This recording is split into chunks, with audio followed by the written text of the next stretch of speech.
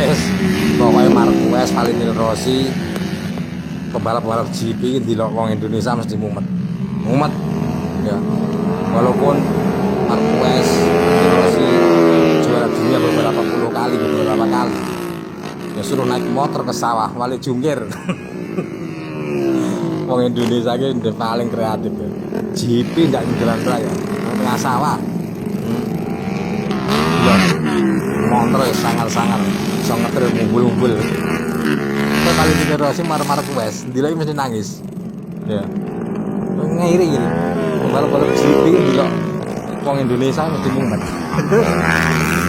Balapan tengah sawah, ngangkut digabah. Tapi treknya ya dari sana.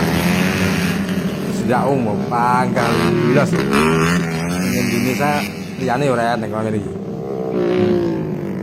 Kowe ndelok GP rasa ada yang Lombok.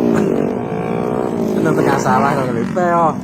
Tenan, jantung cepat. Cepat lho. Wong paling kreatif yo kabeh dijane kuwi. Digabah yo bayaran arune piro. Balik ping piro mesti no. Iki gayane Pak motor iki tenan, nyelane montore modifikasi yo. Andel motor-motor kabeh. Ini motor-motor